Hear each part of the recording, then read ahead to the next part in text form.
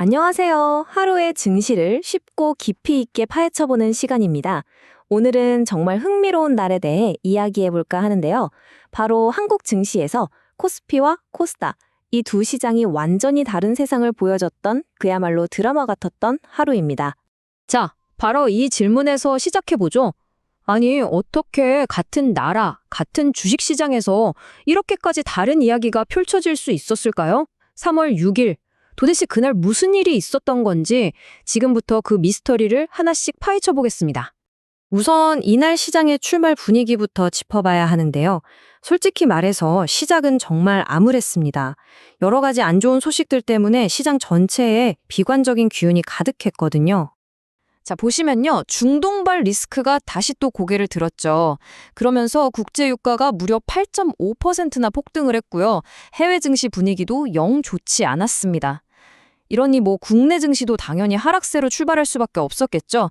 정말 모두가 긴장하는 그런 상황이었어요. 그런데 말입니다. 장이 끝나고 나서 뚜껑을 열어보니까 결과는 모두의 예상을 완전히 뒤엎어버렸습니다. 시장에 그야말로 엄청난 대반전이 일어난 거죠. 이 그래프 좀 보세요. 정말 놀랍지 않나요? 코스피는 0.02% 상승, 그러니까 간신히 마이너스를 면한 수준으로 마감했는데 코스닥은 무려 3.43%나 폭등했습니다. 이건 한쪽은 제자리 걸음한 거고 다른 한쪽은 전력 질주를 한 셈이죠. 자, 이제 무슨 일이 있었나에서 더 나아가서 왜 이런 일이 벌어졌나를 알아볼 차례입니다. 이 극과 극의 숫자 뒤에 숨겨진 동력은 과연 무엇이었을까요? 지금부터 본격적으로 들여다보겠습니다. 먼저 코스피 이야기부터 해볼게요. 우리나라의 대표 시장인 코스피가 그 거센 하락 압력 속에서도 어떻게 무너지지 않고 버텨낼 수 있었는지 그 비결을 한번 살펴보죠. 이 표를 보시면요. 모든 게 설명이 됩니다. 외국인이랑 기관이 합쳐서 3조 원이 넘는 정말 어마어마한 물량을 그냥 쏟아 부은 거예요. 그런데 개인이 이걸 다 받아낸 겁니다. 지수를 방어해낸 거죠. 와, 정말 대단한 힘겨루기 아니었나요? 바로 이 숫자입니다. 약 2조 9,500억 원. 이날 개인 투자자들은 말 그대로 시장을 덧받친 영웅이었어요. 이분들의 강력한 매수세, 사자세가 아니었다면 코스피는 아마 큰 폭으로 하락했을 게 뻔합니다.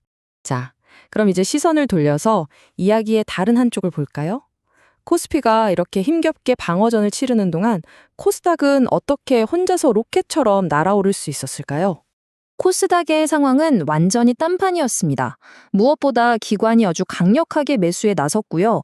여기에 정부 정책에 대한 기대감, 그리고 바이오나 2차 전지 같은 핵심 성장주에 대한 투자자들의 뜨거운 관심이 더해지면서 그야말로 폭발적인 시너지를 낸 거죠. 데이터가 이걸 정확히 보여주죠. 코스피와는 정반대입니다.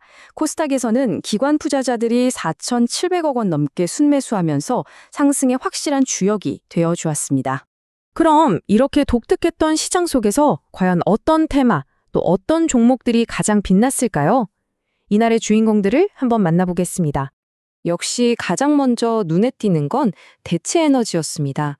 국제 유가가 급등하니까 그 반사이익에 대한 기대감으로 태양광이나 풍력 같은 관련주들이 상한가에 가깝게 치솟는 모습을 보여줬습니다.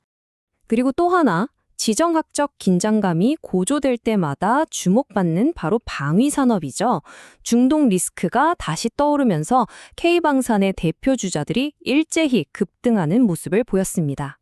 외부 악재만 있었던 건 아닙니다. 긍정적인 소식도 있었는데요. 바로 글로벌 반도체 기업들의 실적이 아주 좋게 나왔다는 거였죠. 이 덕분에 국내 반도체 소보장 기업들에 대한 투자 심리도 확 살아났습니다. 그리고 이날 시장의 뜨거운 열기를 상징적으로 보여준 사건이 하나 있었죠. 바로 신규 상장주 에스팀인데요. 상장 첫날 공모가 대비 무려 300%나 오르는 소위 말하는 따따블을 기록했습니다.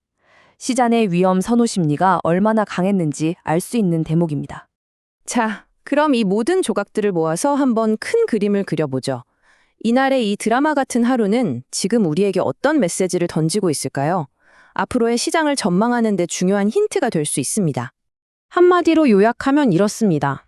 중동발 악재라는 외부의 공포가 분명히 있었지만 국내 투자자들의 힘과 정책에 대한 기대감이 그걸 눌러버린 거죠. 적어도 이날 하루만큼은 내부의 힘이 외부의 불안감을 이겼다고 볼 수 있습니다.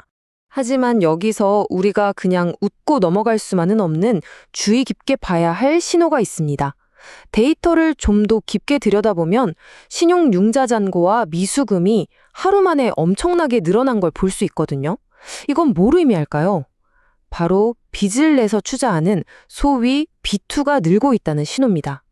네, 분명 시장은 외부 충격에도 버텨내는 강한 힘을 보여줬습니다.